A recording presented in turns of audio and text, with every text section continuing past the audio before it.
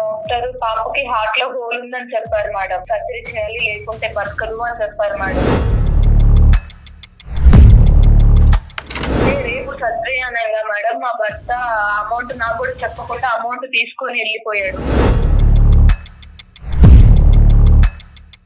ఇట్లా బెట్టింగ్ లో పెట్టాడు, అమౌంట్ మొత్తం బెట్టింగ్ లో పోగొట్టాడు.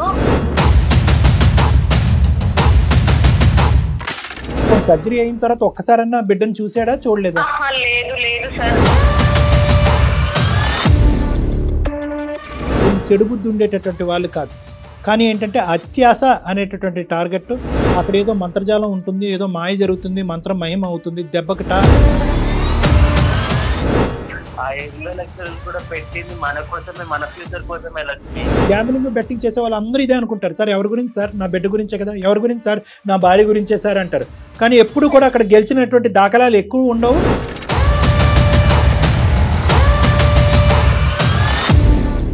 ఇంటి మొత్తం అంతా ఆస్తులు గిస్తులు అమ్ముకునే పరిస్థితి వస్తుంది. పాపకి ఏదైనా అయ్యి చనిపోయి ఉంటే నువ్వు ఎవరిని చూడడానికి వచ్చేవాడి? పాపకి ఎవరిని చూడడానికి వచ్చేవాడివా? నా భర్తకు ఒక దండం, అతను నాకు వద్దు, నేను డివోర్స్ తీసుకుందాం అనుకుంటున్నాను, నేను తీసుకునే నిర్ణయాన్ని మీరు సమర్థిస్తారా లేదా అని చెప్పి అమ్మాయి మాకు కాల్ చేసి, ఒక్కసారి ఒక అవకాశం ఇచ్చి నీకు ట్రీట్మెంట్ ఇస్తే కనుక ఏమైనా బాగుపడతావేమో అని ఆశతో నీకు చేసాం. ఎందుకంటే ఈ బెట్టింగ్ గ్యాంబ్లింగ్ అనేటటువంటిది ఒక బ్రెయిన్కి సంబంధించినటువంటి ఒక వ్యసనం లాంటిది, ఒక వ్యాధి లాంటిది. ఎందుకంటే ఓడిపోయిన ప్రతి చోట, ఓడిపోయిన చోటే గెలవాలి అనేటటువంటి ఒక పిచ్చి తాపత్రయం ఉంటుంది. ఇప్పటికైనా అది తప్పు అనే ఆలోచన వచ్చిందా? బాగా గుర్తుకొస్తుంది సార్. ప్లీజ్ సార్, మీరే ఏదో ఒకటి చెప్పండి సార్. లక్ష్మి చేత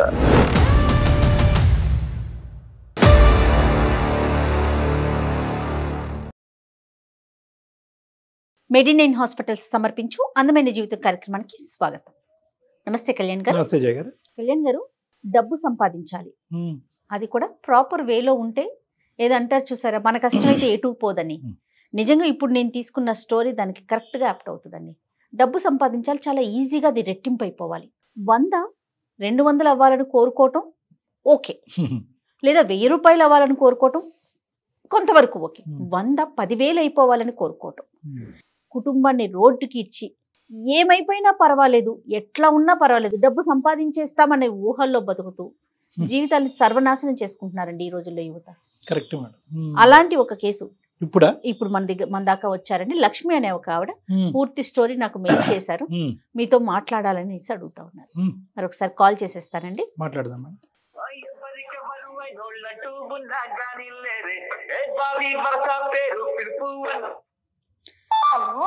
హలో లక్ష్మి గారండి? అవునండి. ఎవరు? నేను జయానండి, అందమైన జీవితం ప్రోగ్రామ్ నుంచి కాల్ చేస్తా ఉన్నాను. నమస్తే మేడం. నమస్తే మా. నమస్తే లక్ష్మి. నాతో పాటు డాక్టర్ కళ్యాణ్ గారు ఉన్నారు. ఓకే, నమస్తే సార్. ఒక్కసారి లక్ష్మి, అసలు ఏంటి మీరు అందమైన జీవితం ప్రోగ్రామ్ కి ఎందుకు మెయిల్ చేయాల్సి వచ్చింది? మీ సమస్య ఏంటో క్లియర్ గా మాట్లాడండి డాక్టర్ గారితో. Okay madam. ఓకే, ఒక్కసారి అక్కడ పెట్టండి. నమస్కారం లక్ష్మి గారు. నమస్తే సార్. ఏంటమ్మా చెప్పండి, ఎవరి గురించి మాట్లాడాలనుకున్నారు ఈరోజు? అది మా హస్బెండ్ గురించి సార్. చెప్పనన్నా, ఏంటి సమస్య? డాక్టర్ పాపకి హార్ట్ లో హోల్ ఉందని చెప్పారు మేడం. Okay okay. హోల్ ఉంది, పాపకి సర్జరీ చేయాలి లేకుంటే బతకదు అని చెప్పారు మేడం. బతకదు అని చెప్తే ఎంత సార్ డాక్టర్ గారు, ఎంత ఖర్చు అవుతుంది డాక్టర్ గారు? పాప ఆపరేషన్ కంటే 15 to 20 lakhs ఖర్చు అవుతుందమ్మా అని చెప్పారు మేడం. సర్జరీకి 15 to 20 lakhs అవుతుంది. అబ్బా. అవును సార్. చెప్తే ఆ పని ఈ పని చేసి మా హస్బెండ్ నేను ఇద్దరం చేసి డబ్బులు కూడబెట్టినాం మేడం. ఓ సంతోషం.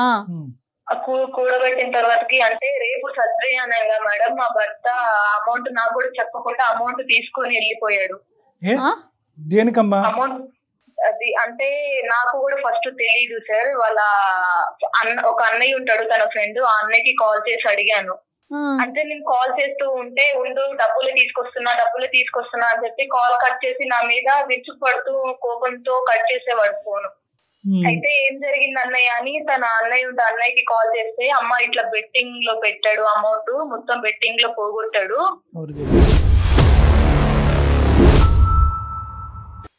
వేరే వాళ్ళ దగ్గర కూడా ఒక 10 lakhs అప్పు చేసి అవి కూడా పోగొట్టాడంట మేడం బెట్టింగ్ లో. అంటే అతనికి ముందు నుంచి ఉందమ్మా ఈ అలవాటు? ఫస్ట్ అంటే వెళ్ళొస్తుండే సార్. అంటే చిన్న చిన్న అమౌంట్, ఎక్కువ కాదు, ఒక 5,000 10,000 అట్లా. నేను అప్పుడే వద్దు ఆడకని అని అప్పుడే బతంలాడి చెప్పాను సార్. అమ్మా అంటే అంటే ఈ బెట్టింగ్ ఏంటమ్మా, డైరెక్ట్ గా వెళ్తాడా, online mobile betting? Online betting sir. Online betting.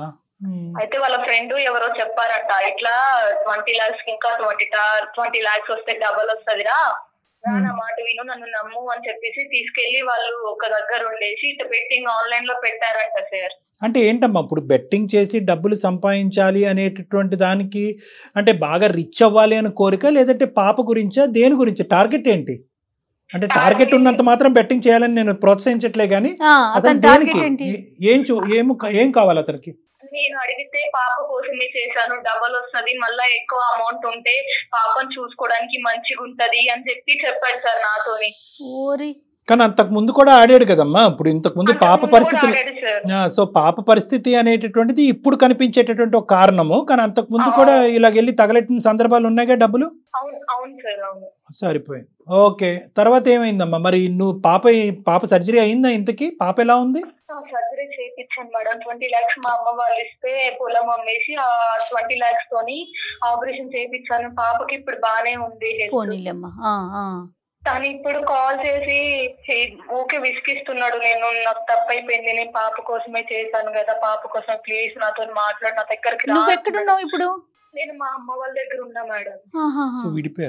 బయటకు వచ్చేసారు మీరు పాపని తీసుకొని? అంతేనండి. తీసుకొని ఆపరేషన్ అయిపోయిన తర్వాత నేను ఇంకా అక్కడికి వెళ్ళలేదు మేడం, మా ఆయన వాళ్ళ ఇంటికి. నేను మా అమ్మ వాళ్ళ ఇంటికి వచ్చేసాను మేడం. అంటే ఈ ఒక్క ఆస్పెక్ట్ తీసేస్తే రవి గారికి ఇంకేమన్నా చెడు అలవాట్లు, వ్యసనాలు ఉన్నాయమ్మా? ఇది ఒక్కటేనా? లేదు లేదు సార్, ఇది ఆన్లైన్ లో బెట్టింగ్ ఆడతారు. చాలా మంచిగా చూసుకునేవాడు సార్, చెడ్డోడేం అనట్లేదు. నేను మా పాపని నన్ను చాలా ప్రేమగా చూసుకునేవాడు. అది ప్రేమగా చూసుకుంటున్నాడు అనే దానికి ఏంటంటే ఆ 20 లక్షలు కూడబెట్టేంత వరకు ఇద్దరు చెరిసమానంగా కష్టపడ్డారు కదా మా పస్తులుండి కింద మీద పడి.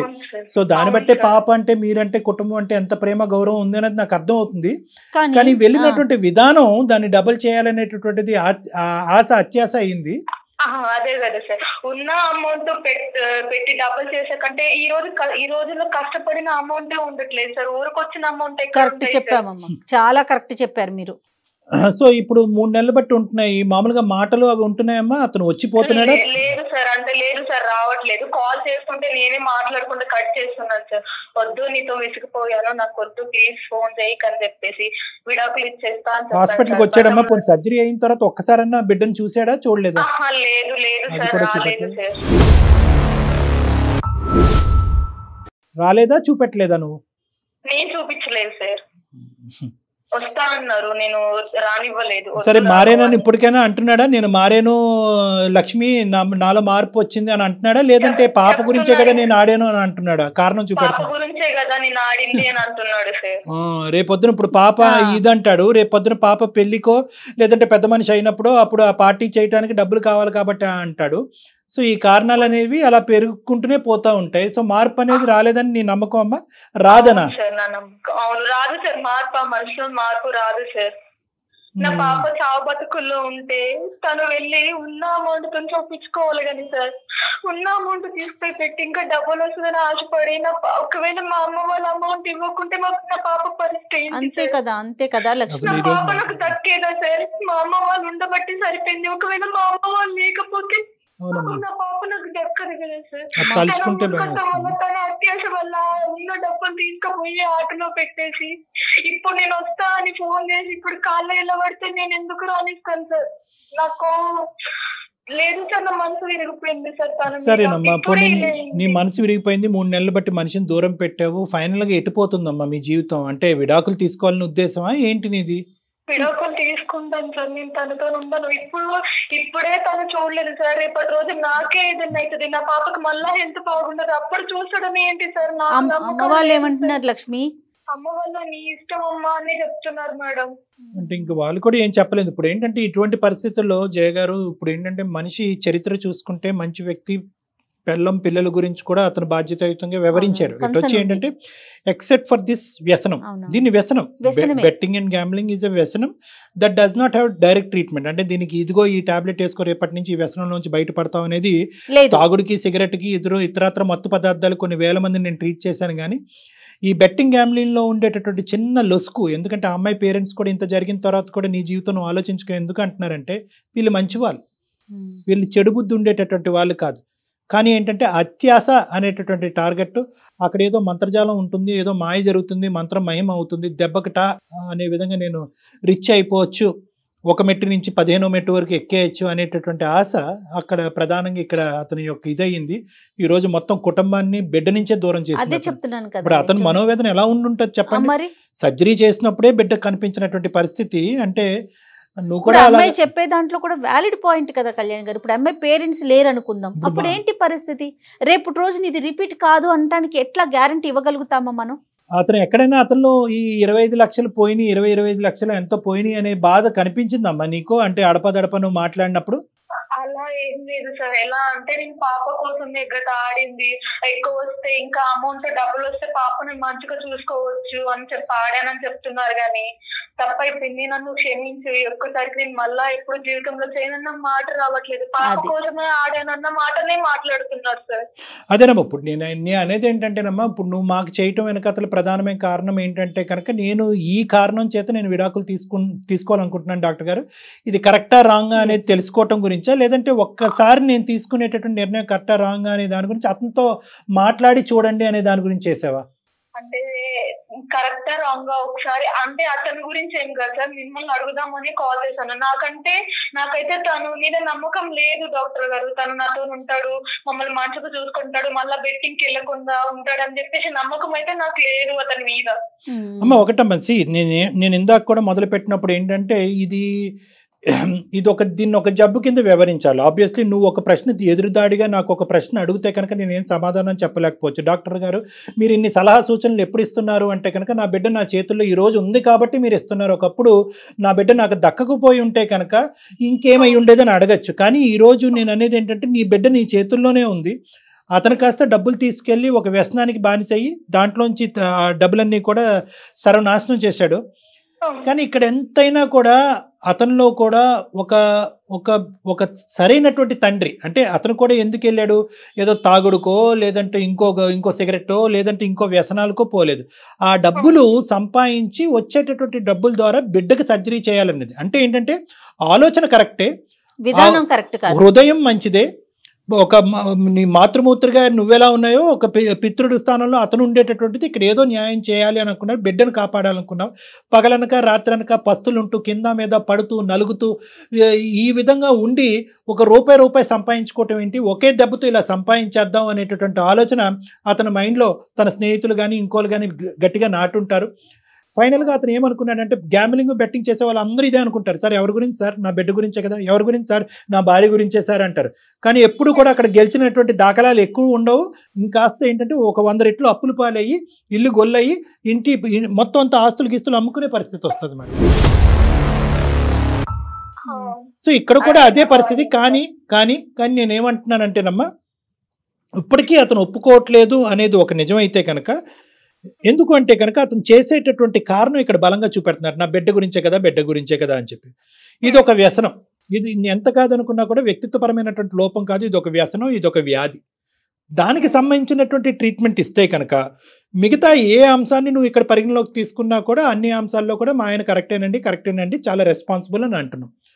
అంటే 99% కరెక్ట్గా ఉన్న వ్యక్తి 1% బ్యాడ్గా ఉన్నాడు. ఎటొచ్చి ఏంటంటే ఈ 1% నువ్వు ఎందుకు యాక్సెప్ట్ చేయలేకపోతున్నావు అంటే కనుక ఒక కళ నీ కాన్స్టెంట్గా నీ బ్రెయిన్లో తిరుగుతుంది. అంటే సరైనటువంటి సమయంలో నాకు కావాల్సినటువంటి డబ్బులు రాకపోతే కనుక బిడ్డ లేనటువంటి తల్లిగా నేను ఉండిపోయి ఉండేదాన్ని కదా, చేతులలో నా బిడ్డను పోగొట్టుకునే దానిగా ఉండిపోతాను అనే కళ నీ వెనకాతల తిరగటం వల్ల ఈరోజు ఆ పరిస్థితి కాస్త నీ భర్త మొహంలో కనిపించడం వల్ల అతను నీ ఇంటి దరిదాపుల్లోకి తీసుకురాలేకపోతున్నావు. అంతే కదమ్మా. కానీ నేనేమంటానంటేనమ్మా, ఈరోజు అతనికి తగలవలసినటువంటి బాధ ఓకే, పశ్చాత్తాపం పొందట్లేదు ఇప్పటికీ కూడా బిడ్డ గురించి అంటే కనుక అది నిజమే, బిడ్డ గురించే పోయాడు. ఆ డబ్బులు తీసుకెళ్ళి ఒకప్పుడు గెలిచుంటే కనుక ఆ డబ్బులతో మీ కష్టం బిడ్డ కష్టం పైకి ఎత్తేద్దాం అనేటటువంటి ఉద్దేశంతో వెళ్ళాడు కాబట్టి అతను అనేటటువంటి మాటలో ఎటువంటి అవాస్తవం లేదు. కానీ ఒక 3 నుంచి 6 నెలల వరకు సర్జరీ అయినటువంటి బిడ్డను హాస్పిటల్లో కూడా చూడకుండా, ఆ బిడ్డ మొహం కూడా చూడకుండా, బిడ్డను దరిదాపుల్లోకి రాకుండా నువ్వు దూరం పెట్టా చూడు, అతనికి సరైనటువంటి పనిష్మెంట్ ఆల్రెడీ తగిలింది అన్నట్టుగా నాకు అనిపిస్తుంది. అంటే నేను ఏ నిర్ణయం తీసుకోమనట్లేదు, ఫైనల్గా నీ నిర్ణయం నీదే. నేనేమంటానంటే ఒక్కసారి అతనితో మాట్లాడి ఈ వ్యసనం నుంచి అతన్ని బయటకు తీసుకొచ్చేటటువంటి మార్గం ఏమన్నా ఉంటుందా అనేది ఒకసారి మనం అసెస్ చేసుకుందాం. ఎందుకంటే రేపొద్దున ఆ బిడ్డ పెద్దది అవుతుంది, అమ్మ నాన్న ఎందుకు వదిలేసావమ్మా అని నిన్ను అడుగుతుంది. అమ్మ నాన్న వ్యసనాన్ని బారిన పడ్డాడమ్మా, 25 లక్షలు 20 లక్షలు ఇంట్లో దొంగతనం చేసో పట్టుకెళ్ళిపోయాడమ్మా అంటే కనుక అదేంటమ్మా నాన్న అంత పెద్ద దొంగ అని నీ బిడ్డ అడుగుతుంది. తర్వాత ఇంకో మాట అంటది, ఎందుకు తీసుకెళ్ళాడమ్మా అంటది పాప, నీ సర్జరీ గురించే తీసుకెళ్ళాడమ్మా అంటే కనుక అప్పుడు ఆ పాప యొక్క మానసిక పరిస్థితి ఎలా ఉంటుందంటే దొంగతనం చేసినందుకు తండ్రి కాదు అన్నట్టు ట్రీట్ చేయడం కరెక్టా, లేదంటే నా హార్ట్ గురించే దొంగతనం చేసి డబ్బులు పోగొట్టుకున్నటువంటి నా తండ్రిని ఒక తండ్రిగా స్వీకరించాలా అనే డైలమాలో ఒక అమ్మాయి వెళ్ళిపోతుంది. సో ఇక్కడ ఏంటంటే మీరు తీసుకోబోయేటటువంటి నిర్ణయం త్రీ ఫ్యాక్టర్స్ మీద ఉంటుంది. ఒకటి, ఇది వ్యక్తిత్వమా వ్యసనమా. నెంబర్ 2, ఈ వ్యసనంకి ఏమైనా ట్రీట్మెంట్ ఉందా, నాగోటి వాళ్ళు దీన్ని ఏమైనా ట్రీట్ చేయగలరా. నెంబర్ 2. నెంబర్ 3, ఒకప్పుడు ఈ కారణం చేత నేను భర్తను దూరం చేసుకుంటే నేను తీసుకునేటటువంటి నిర్ణయాన్ని మా తల్లిదండ్రులు హర్షించొచ్చేమో కానీ పెరిగి పెద్ద అయినటువంటి నా బిడ్డ హర్షిస్తుందా, యాక్సెప్ట్ చేస్తుందా అనేటటువంటి 3 ఫ్యాక్టర్స్ బట్టి నువ్వు డైవర్స్ ఇవ్వాలా వద్దా లేదా అనేది నువ్వు నిర్ణయం తీసుకోవాలమ్మా. అయితే డాక్టర్ గారు ఏమంటున్నారు, ఒక్కసారి మాట్లాడదాం అనేది డాక్టర్ గారు ఆలోచన, అంతేనా కళ్యాణ్? అంతే మేడం. ఏమంటారమ్మా లక్ష్మి? నాకైతే నమ్మకం లేదు మేడం తను మారుతాడు అని. రేపటి రోజున మళ్ళీ తను వెళ్ళడానికి గ్యారంటీ ఏముంది మేడం? ఇప్పటి వరకు ఏంటంటే నువ్వు ఒక బయట ప్రయత్నం అనేది చేయలేదు. అంటే ఏంటంటే ఇదేదో ఒక అలవాటు, ఒక వ్యక్తిత్వంలో ఉన్న లోపం కిందే భావించే కానీ ఇది ఒక వ్యసనం అనేటటువంటి ఒక జబ్బు. దీనికి సరైనటువంటి సమయంలో సరైనటువంటి వ్యక్తుల ద్వారా కౌన్సిలింగ్ ట్రీట్మెంట్ ఇస్తే కనుక బహుశా ఈ వ్యాధి అతనిలోంచి తొలగిపోయి ఒక మంచి మనిషి అవుతాడనే ఆలోచన నీకు రాలే. సో ఇప్పటి వరకు నువ్వు ఎన్నిసార్లు క్షమించడం అనేది ఒక వేరే విషయం. ఇప్పుడు మా యొక్క సపోర్ట్ తీసుకుంటూ అతన్ని ఇంకో యాంగిల్లో మనం ట్రీట్ చేసి నీ ముందు నిలబెట్టడం అనేది వేరే విషయం అమ్మా. నాకైతే నమ్మకం లేదు సార్, మీరు చెప్తున్నారు కాబట్టి ఒకసారి ప్రయత్నిస్తాను సార్. సరే అమ్మా, సరే అమ్మా. ఒకసారి కాల్ చేయండి, మేము లేము అన్నట్లుగానే ఒకసారి మాట్లాడండి, తర్వాత డాక్టర్ గారు నేను ఉన్నానన్న విషయం చెప్పండి. ఓకే లక్ష్మి? సరేనండి. హలో లక్ష్మి, నువ్వు పాప కోసం తిని తినక రోజు పనికి వెళ్ళి బాగుంది ఉండక 20 లక్షలు కూడా పెడితే నువ్వు 20 లక్షలు తీసుకుపోయి బెట్టింగ్ లో పెట్టేసినావు. నా పాపకు ఆపరేషన్ అయితే కనీసం నువ్వు ఆ రోజు ఆపరేషన్ అయిన రోజు కూడా రాలేదు. ఆ 20 లక్షలు కూడా పెట్టింది మన కోసమే, మన ఫ్యూచర్ కోసమే లక్ష్మి.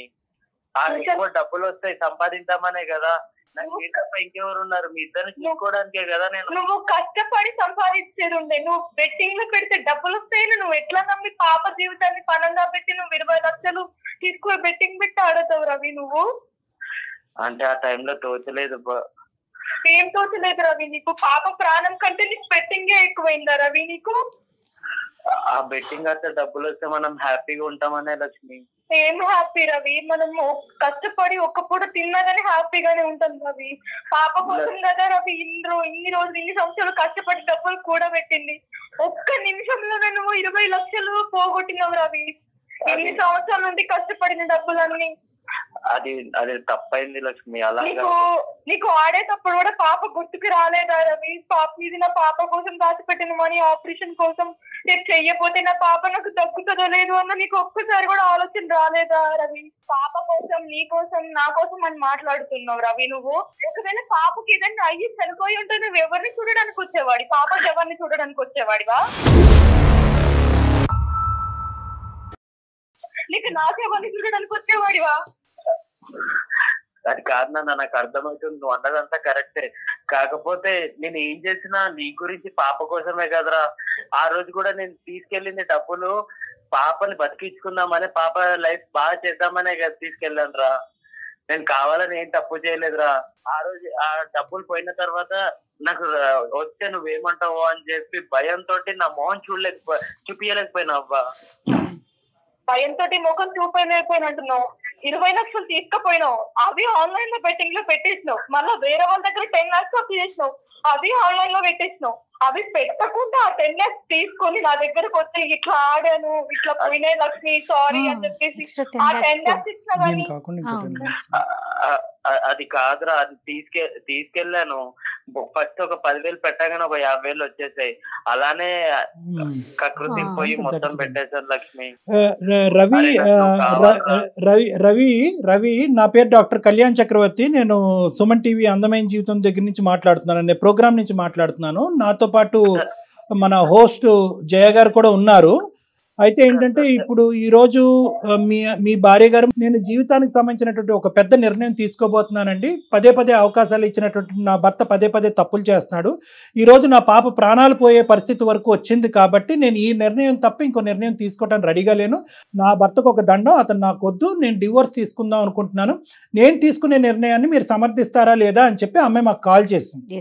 మాకు తప్పు చేయలేదు సార్, తను ఏదైనా నా పాప నా ఫ్యామిలీ అంతా హ్యాపీగా ఉంటదని నేను వెళ్ళి బెట్టింగ్ ఆడాను సార్, అది ఒక వ్యసనంలో తయారైపోయింది సార్, కానీ నాకు నా పాప నా భార్య కావాలి సార్. అంటే నాన్న చూడు, నేను ఇందాక కూడా ఈ కార్యక్రమం మొదలైనటువంటి మొదట్లో నేను ఒకటే చెప్పాను, ఆన్లైన్ బెట్టింగ్ గ్యాంబ్లింగ్ ఆడేటటువంటి వాళ్ళ యొక్క మనసు అందరిది కూడా వాళ్ళు ఏదంటే దుర్మార్గులో దుష్టులో లేదంటే మూర్ఖత్వంతో ఉండేటటువంటి వాళ్ళు కాదు, బాగా తెలివైనటువంటి వాళ్ళు, జీవితంలో విలువలు తెలిసినటువంటి వాళ్ళు, బాధ్యతాయుతంగా ఉండేటటువంటి వాళ్ళే ఏదో ఒక తెలియనటువంటి ఒక బలహీనమైనటువంటి క్షణంలో తొందరగా పైకి ఎదుగుదాం అనేటటువంటి ఆలోచనతో ఈ రోజువారీ కష్టం వద్దు, ఇందులోంచి ఈ గండం నుంచి ఇప్పుడు ఒక్క దెబ్బతో గట్టెక్కేస్తే కనుక జీవితాంతం దినదిన గండం నూరేళ్ళ ఆయుష్ అన్నట్టు ఉండదు కదా అని చెప్పి దిగినటువంటి వాళ్ళే. అంటే 10 రూపాయలు వస్తే కనుక సంబరపడిపోతారు, పక్కన పోయేటటువంటి 100 రూపాయల గురించి ఆలోచించరు. 10 రూపాయలు వచ్చింది కదా, 100 రూపాయలు లాగే 100 రూపాయలు పోతే పోయింది, 10 లక్షల రూపాయలు అవుతుంది అని చెప్పి అనేటటువంటి ఉద్దేశంతో వాళ్ళ యొక్క అదృష్టాన్ని పదే పదే పరీక్షించుకుంటారు. అక్కడికి వెళ్ళి పదే పదే ఆన్లైన్ యాప్ల్లో కానీ అప్పులు లోన్ యాప్స్ లో మేడం భయంకరమైన లోన్ యాప్స్ తీసుకుంటే ఇతనికి రెడీమేడ్ గా డబ్బులు కనిపించినాయి కాబట్టి 1,00,000 2 లక్షలు ఏకంగా 15-20 లక్షలు తీసుకుని వెళ్ళిపోయాడు. తీసుకుని వెళ్ళటం కాదు, దొంగతనం అంటారు అది. నీ డబ్బులు అయినా కూడా దొంగతనమే. నేను వెళ్ళేవాని కాదు సార్, ఎప్పుడు ఫోన్ యాడ్స్ అవి ఇవి చూస్తూనే ఉన్నాను, వాళ్ళు వెంటనే వాళ్ళు లక్షాధికారులు కోటీశ్వర్లు అయిపోతున్నారు. అప్పుడే నాకు అనిపించింది సార్, మనకి డబ్బుతో ఉంటే సరిపోదు, కొంచెం ఇంకా మనకు కావాలని చెప్పేసి ఆ ఆలోచనతో నేను డబ్బులు పెట్టాను సార్ ఆన్లైన్ లో. ఒక రకమైన జూదం కదా, పిల్ల ప్రాణాలని నువ్వు నిజంగానే పనంగా పెట్టి ఆడటం కాదు, ఇది ఏదన్నా అయినట్లయితే. ఇది ఏంటంటే ప్రామిసుల మీద వాగ్దానాల మీద నడిచేటటువంటిది కాదు. ఎందుకంటే ఆ అమ్మాయి కూడా చెప్పింది 1కి 100 సార్లు అందరి మీద, బ్రతుకున్న మనుషులు ప్రజానికం అందరి మీద నువ్వు ఒట్లేసావంట, ప్రామిసులు చేసావంట. అంటే నువ్వు ప్రామిసులను నిలబెట్టుకునేటటువంటి టైప్ కాదు, నువ్వు వేసేటటువంటి ప్రామిసులు ఆ అమ్మాయి నమ్మేటటువంటి అవకాశం లేదు. ఎందుకంటే ఈ బెట్టింగ్ గ్యాంబ్లింగ్ అనేటటువంటిది ఒక బ్రెయిన్ కి సంబంధించినటువంటి ఒక వ్యసనం లాంటిది, ఒక వ్యాధి లాంటిది. ఎందుకంటే ఓడిపోయిన ప్రతి చోట, ఓడిపోయిన చోటే గెలవాలి అనేటటువంటి ఒక పిచ్చి తాపత్రయం ఉంటుంది. ఓడిపోతాను అనే ఉద్దేశంతో ఎవ్వడు కూడా బెట్టింగ్ అండ్ గ్యాంబ్లింగ్ లోకి వెళ్ళడు. ప్రతి ఓడు గెలుస్తాననేటటువంటిది అనుకుంటాడు. లాస్ట్ టైం ఈ నెంబర్ మీద కాకుండా ఆ నెంబర్ మీద పెట్టాను కాబట్టి ఓడిపోయాను, లేదంటే నల్లపిల్లి ఎదురొచ్చింది కాబట్టి ఓడిపోయాను, లేదంటే వాడెవడో నా మైండ్ డిస్ట్రాక్ట్ చేశాడు కాబట్టి ఓడిపోయాను అని చెప్పి బయట కారణాలు చెప్పి మీ లోపల ఏ కారణం లేదు, మీరు ఏ తప్పు చేయట్లేదు, ఈ రోజు ఓడిపోతే రేపు ఖచ్చితంగా గెలుస్తాననే ఉద్దేశంతో బ్లైండ్గా మీరు వెళ్తారు. అందరు కళ్ళు కప్పుతారు, ఎవరు సలహా తీసుకోరు, ఓడిపోయి మొత్తం ఇంటిళ్ళ పాది అందరూ మునిగిపోతున్నా కూడా ఇంకా అందులోనే కొట్టుకుపోతారు. కాదు డాక్టర్ గారు, ఒకవేళ ఓడిపోతామేమో అనే ఆలోచన అసలు వీళ్ళకి రాదా ఈ బెట్టింగ్ లో కూర్చునే? అంటే ఎప్పుడు వస్తుంది అంటే మేడం, ఓడిపోయిన ఇప్పుడు వచ్చింది చూడండి, ఇప్పుడు అర్థం పశ్చాత్తాపం వచ్చింది, ఎప్పుడైతే భార్య దూరం అయిపోయింది, పిల్ల దూరం అయిపోయింది, జీవితం అంతా ఏకాకి అయిపోయింది, ఇటువంటి పరిస్థితుల్లో పశ్చాత్తాపం వస్తుంది, అరే ఇదేంటని. అలాగే చాలా మంది బెట్టింగ్ గ్యాంబ్లింగ్ చేసేటటువంటి వాళ్ళు డబ్బులు పోయిన తర్వాత విపరీతంగా కుంగిపోతారు, ఎందుకు ఈ జీవితం చచ్చిపోతే బాగుందని అనుకుంటారు. ఎప్పుడైతే కనుక అప్పు తీరిపోతుందో మళ్ళీ కొత్త ఆలోచన వస్తుంది, అరే ఇదేంటి మళ్ళీ చెప్పు రవి. సార్ ఈసారి నమ్మమని చెప్పండి సార్, నేను మళ్ళీ వెళ్ళాను సార్ బెట్టింగ్. నానా ఇప్పుడు ఆ అమ్మాయిని నమ్ము అని చెప్పడానికి మేము ఎవరయ్యా? నువ్వు మాట్లాడాలి, నీ భార్య. మేము పెళ్లి చేసావా మీ పెళ్లి, నువ్వు ఆ అమ్మాయితో మాట్లాడు, నువ్వు ఏం చెప్పాలనుకుంటున్నావు, అమ్మాయి కన్విన్స్ అవుతుందో లేదో చూడు. ఫస్ట్ నువ్వు చెప్పవలసింది ఏంటంటే కనుక పిల్ల గురించే చేశాను కదా, నీ గురించే చేశాను కదా, ఇటువంటి మాటలు ఆపేసాయి. నీకు ఒక వ్యసనం ఉంది, ఆ వ్యసనం బారిన నువ్వు పడ్డావు, అదొక జబ్బు, ఈ జబ్బు నుంచి నన్ను విముక్తి పొందించండి అని అడుక్కుంటే వాళ్ళ వేళ పడుకుంటే ఆ అమ్మాయి ఏదైనా ఆలోచించాను. ఎప్పటికీ కూడా నువ్వు చేసినటువంటి పని నువ్వు సమర్థించుకుంటున్నావు, సమర్థించుకుంటూ నువ్వు ఎలా ప్రామిసులు అడుగుతావు? మారిపోతానని నేను చాలా సార్లు చెప్పాను సార్, నమ్మకం లేదంటుంది సార్. ఇందాకటి నుంచి నేను జయ గారు చెప్పేది ఏంటి అంటే కనుక పిల్లని బతికించుకోవాలి, తొందరగా ఆపరేషన్ చేయాలి, డబ్బులు సంపాదించాలన్న ఆలోచన కరెక్టే, కానీ వెళ్ళినటువంటి దారి తప్పు. వెళ్ళినటువంటి దారి ఏంటంటే అత్యాశకు పోయావు, ఇప్పుడు దురాశ దుఃఖమునికి చేయటం అన్నట్టుగా ఇప్పుడు అందరు ఇంటిళ్ళ పాది కుటుంబం విచ్ఛిన్నం అయిపోతుంది. ఒక్కసారి ఒక అవకాశం ఇచ్చి నీకు ట్రీట్మెంట్ ఇస్తే కనుక ఏమైనా బాగుపడతావేమో అని ఆశతో నీకు చేసావు. అయితే ఏంటంటే నువ్వేంటంటే మహానుభావుడివి, ఆ కారణం చేత ఆడానండి, ఈ కారణం చేత ఆడానండి, నేను దేవుణ్ణి అంటున్నావు. నువ్వు ఒక సంవత్సరం తర్వాత మళ్ళీ ఆడవని నమ్మకం ఎలా ఉంటది లక్ష్మికి? నేను ఆడాను సార్, అది నా ఫ్రెండ్ కి నేను చెప్తే ఇందులో పెడితే డబ్బులు ఎక్కువ వస్తాయని చెప్పి. సరే మాకు చెప్పడం కాదు, నువ్వు లక్ష్మితో మాట్లాడండి ఒకసారి. నువ్వు లక్ష్మితో మాట్లాడయ్యా. ఇది ఒక్క ఒక్కసారి నమ్మ ప్లీజే, ఇంకోసారి ఫోన్ నేను ఆ బెట్టింగ్ ఏం ఆడను. ఎన్నిసార్లు చెప్తారా వీళ్ళ నా మీద వచ్చేసిన పాప మీద వచ్చేసిన. ఇప్పుడు సార్ వాళ్ళ ముందే చెప్పాను కదా, ఇంకోసారి నేను చేస్తే నువ్వు సార్ వాళ్ళ ముందే నన్ను నువ్వేదన్నా ప్లీజ్, నాకు పాప గుర్తుకొస్తుంది. నువ్వు ఫోన్ చేస్తే నువ్వు ఫోన్ ఎత్తావు, ఇక్కడ చేస్తే పాప పరిస్థితి బాగాలేదు, ఒక్కదాన్ని ఏం చేయాలో అర్థం కాక నాలోనే చచ్చిపోయి పాపకి ఏమవుతుందో ఇక్కడ నువ్వు చూస్తే నువ్వు రావు, ఫోన్ చేస్తే ఫోన్ కట్ చేస్తావు. డబ్బులని పోయిన తర్వాత చూడలేకపోయాను. అలా ఎందుకు అనుకుంటావు నువ్వు? నాకు వచ్చి చెప్పి కనీసం డబ్బులున్నా ఓకే, వదిలేసి కనీసం వచ్చినావు పాప చూడడానికి. నాకు ఆపరేషన్ చేసినప్పుడు కూడా రాకుండా ఫోన్ చేసిన తర్వాత నాకు నేను చూడాలనిపిస్తుంది, పాప చూడాలనిపిస్తుంది. నిన్ను ఎట్లా నమ్మి నిన్ను రానియాలి నా దగ్గరికి? తప్పైంది లక్ష్మి, చాలా తప్పు. నాకు నమ్మకం లేదు నీ మీద. పాప బాగా గుర్తుకొస్తుంది సార్, ప్లీజ్ సార్ మీరే ఏదో ఒకటి చెప్పేయండి సార్ లక్ష్మి చేత. లక్ష్మి, చెప్పండి. నేను ఈ కేసు డైరెక్ట్ గా టేకప్ చేస్తాను నాన్న, ఒక్క నిమిషం నా మాట విను. కొంతమంది అయితే గంట కొడితే వారానికి ఒకసారి గోవా వెళ్ళి అక్కడ కెసినోళ్ళు షిప్పుల్లో ఆడుతూ ఉంటారు ఒక బ్యాచ్. ఇక్కడ చూస్తే ఇక్కడ ఇంట్లో చూస్తే అడుగు తింటా ఉంటారు, అక్కడ ఎక్కడో అప్పు తీసుకుని వెళ్ళి కెసినోలు అక్కడెక్కడో ఆడుతూ ఉంటారు. ఇలాంటి బ్యాచ్లన్నీ మన దగ్గరకు వస్తూ ఉంటాయి. నీలాంటి ఆడపిల్లలు ఎంతో మంది వెళ్ళి కన్నీరు మున్నీరు అయ్యి ఇక్కడ ఏడుస్తూ ఉంటారు నా దగ్గర. నీది కూడా ఒక ప్రత్యేకమైనటువంటి కేసుగా నేను టేకప్ చేస్తాను. ఈ వ్యసనం నుంచి అతను 110% నేను బయటకు వేస్తాను కౌన్సిలింగ్ ట్రీట్మెంట్ ద్వారా. ఈ ఒక్కసారికి నమ్మి అతనికి అవకాశం ఇవ్వమ్మా. నీ గురించి నా గురించి జయ మేడం గురించి కాదు, నీ బిడ్డ గురించి. బిడ్డకి తండ్రి కావాలి కాబట్టి. ఇప్పటి వరకు మేము మాట్లాడే ప్రతి కేసుకు సంబంధించి డాక్టర్ గారు ప్రయత్నిద్దాము అంటారు, కానీ ఫస్ట్ టైం చెప్తున్నారు 100% నేనున్నాను అనేసి. ఒక్కసారి నువ్వు డాక్టర్ గారి మీద ఉన్న నమ్మకంతో, సుమన్ టీవీ మీద ఉన్న ఒక గౌరవంతో ఒక్కసారి ఆలోచించు తల్లి. ఆ పిల్ల భవిష్యత్తు కోసం రేపొద్దున. నాకైతే ఇక్కడ కూడా నమ్మకం కలగట్లేదు సార్. కరెక్టే, నువ్వు అనుకోవటం తప్పు కాదు. నేను ఛాన్స్ ఇస్తాను సార్. ఎందుకంటే అమ్మ నీ లోపల కూడా రవి గురించి ఒక పాప కావాలి, నువ్వు కావాలరా ప్లీజ్ లక్ష్మి. అంటే అతని పరిస్థితి కూడా ఒకసారి ఆలోచించమ్మా. సర్జరీ అయిన దగ్గర నుంచి ఒక్కసారి కూడా పాప చూడలేదు. అతనికి కావాల్సినటువంటి భయంకరమైన పనిష్మెంట్ ఆల్రెడీ అనుభవిస్తున్నాడు. అతను భయంకరమైన పనిష్మెంట్ అనుభవిస్తున్నాడు. అవునవును అవునమ్మా, కరెక్ట్ కరెక్ట్. లక్ష్మి నేను తప్పు చేశాను, నేను ఒప్పుకుంటున్నానే, ప్లీజ్ తను రానివే పాప దగ్గరికి. బాబు రాగాని ఇంకేమైనా అప్పులు ఉన్నాయా అది చెప్పు ముందు. ఇంకేమైనా నువ్వు రావటమే కాకుండా అప్పుల బ్యాగేజ్ కూడా ఏమైనా తీసుకొస్తావా? బయట ఒక 10 లక్షలు అప్ప ఇది ఒకటి చేశాను సార్, అది నేను ఎలా అయినా తీసుకుంటాను సార్. లక్ష్మి నా పక్కన ఉంటే చాలు సార్. పక్కన ఉంటే మళ్ళీ బెట్టింగ్ ఆడుతావు? లేదు సార్, ఇప్పుడు వెళ్ళాను సార్ నేను బెట్టింగ్ కి. నాకు నా పాప చూడాలని ఉంది సార్, ప్లీజ్ సార్ మీరే మేడం మనం డైరెక్ట్ గా చూడకుండా మాట్లాడలేదు. సరే ఒక పని చేద్దాం రవి, నేనేమంటున్నానంటే నాకు కూడా ఇటువంటి కారణం చేత కుటుంబాన్ని విడగొట్టడం అనేది నాకు కూడా ఇష్టం లేదు.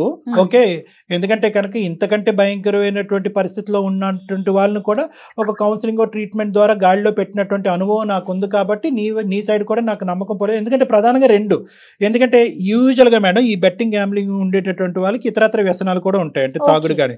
ఇతనికి ఏంటంటే అవి లేవు అని అంది కాబట్టి అది ఒక పాజిటివ్ పాయింట్.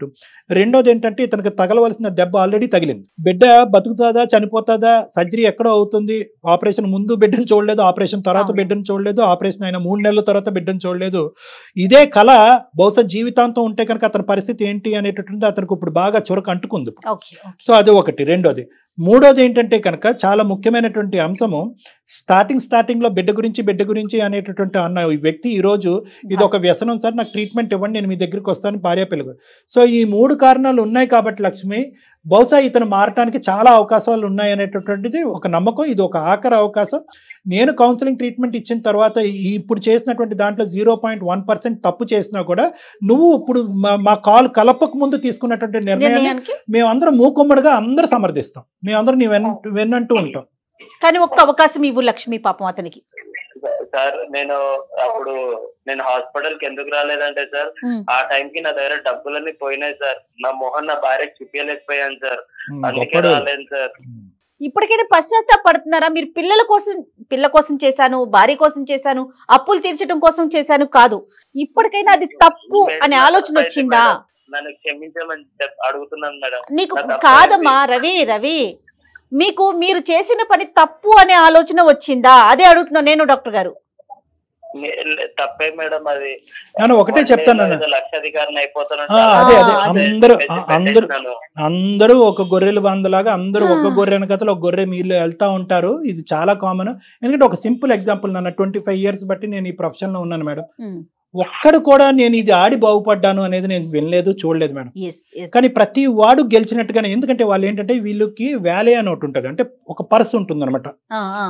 వాడు ఏం చేస్తా ఉంటాడంటే ఆ బెట్టింగ్ వాడు 1000 రూపాయలు వేయటం, 10,000 వేయటం, 15,000 ఆశ చూపిస్తాడు. వీళ్ళు ఏంటంటే ఎంత వచ్చిందిరా అంటే 15,000 వస్తుంది. ఆ 15,000 ఇటు జోబులోని లేదు, చెక్కులో లేవు, బ్యాంకులో లేవు, ఒక పాకెట్ లో ఉంటాయి. అది చూసి వీళ్ళు సంబరపడతా ఉంటారు. ఆ 15,000 వచ్చేసినాయి అని అనుకుంటా ఉంటారు. కాదు, ఆ 15,000 వీళ్ళు కాదు, వీళ్ళు ఏం చేస్తారంటే ఆ 15,000 తీసుకెళ్లి పెడతారు, 15 లక్షలు పోతుంది. సో ఇదంతా కూడా ఏంటంటే జిమ్మిక్ మేడం. వాడు గవర్నమెంట్ కూడా నాకు అనిపిస్తోందండి, గవర్నమెంట్ కూడా కొంచెం యాక్షన్ తీసుకొని ఇలాంటి ఆన్లైన్ బెట్టింగ్స్ మీద ఏదైనా కఠినంగా చర్యలు తీసుకుంటే బాగుండండి. ఎన్ని జీవితాలు నాశనం అయిపోతా ఉన్నాయండి. ఒకటి మేడం, అదొకటి మీరు చెప్పింది. రెండోది ఏంటంటే కనుక రవిలాగా నేనెందుకు చేయట్లేదు, మీరెందుకు చేయట్లేదు చెప్తున్నాను నేను. ఎందుకంటే కష్టాన్ని నమ్ముకుని బతికేవాడు ఎప్పుడు షార్ట్ కట్లు 100% అండి. ఇది ఒకటి. రెండోది. మూడోది ఏంటంటే కనుక సింపుల్ లాజిక్. రవి లాంటి ఎవరైతే బెట్టింగ్ గ్యాంబ్లింగ్ ఆడి అదే జీవితం అదే అనుకుని సర్వనాశనం అయిపోయి కుటుంబాలు మొత్తం అంతా కూడా నట్టేటు మునిగిపోతున్నారో వాళ్ళందరికీ నేను ఒకటే అంట, ఆ బెట్టింగ్ గ్యాంబ్లింగ్ వెబ్సైట్ పెట్టుకున్నవాడు మిమ్మల్ని బాగు చేద్దామని అడిగి పెట్టుకున్నాడా, వాడు బాగుపడదామని ఉన్నాడు. మీకే లక్షలు ఇస్తే కనుక వాడు పిల్లలకి వాడేం పెట్టుకుంటాడు. కాబట్టి దయచేసి ఏంటంటే ఇది ఒక భయంకరమైనటువంటి చేప కింద నీటిలాగా పెరిగిపోతున్నటువంటి ఒక తప్పుడు దోవలో గవర్నమెంట్ కూడా అరికట్టలేనటువంటి ఒక భయంకరమైనటువంటి ఒక వ్యాపారం. ఇందులో ఏంటంటే సామాన్య ప్రజలు మునిగిపోతూ ఉంటారు. డబ్బులు ఉన్నవాడు ఎలాగన్నా బతుకుతాడు, కానీ సామాన్య ప్రజలు మునిగిపోతారు. మా మాట విను, ఒక్కసారి మా మీద నమ్మకంతో ఒక్కసారి నువ్వు అవకాశం ఇవ్వు. మీదైతే నాకు నమ్మకం లేదు. అది కూడా డాక్టర్ గారి దగ్గరికి వెళ్ళిన తర్వాతకే నేను ఏదైనా అప్పుడు డిసిషన్ తీసుకుంటా. అప్పుడు దాకా నేను ఎలాంటి డిసిషన్ తీసుకోను. నిన్నైతే నమ్మను నేను. నా మీద వదిలేసే లక్ష్మి, నేను చెప్తున్నాను కదా, నాకెంతో నమ్మకం ఉంటే కనుక నేను ఈ ప్రామిస్ మీకు చెయ్యను కదా. నేను ప్రామిస్ చేస్తున్నాను అంటే కనుక ఖచ్చితంగా నేను మార్చేటటువంటి ప్రయత్నం చేస్తాను. వర్స్ట్ కమ్ సినారియో మనిషి ఎలాగే ఉంటే కనుక నువ్వు తీసుకోవాల్సిన నిర్ణయం నువ్వు అప్పుడు కూడా తీసుకోవచ్చు. రవి వింటున్నావా? చాలా చాలా సీరియస్ గా చెప్తున్నాము. డాక్టర్ గారు కూడా ఎప్పుడు ఇంత భరోసా ఇవ్వరు. కేవలం ఆ పాపని దృష్టిలో పెట్టుకొని మాత్రమే డాక్టర్ గారు ఈ డెసిషన్ కి వచ్చారు. నువ్వు చాలా జాగ్రత్తగా ఉండాలి ఇక్కడ నుంచి. రైట్, ఇద్దరు కలిసి ఒకసారి రండి అమ్మా.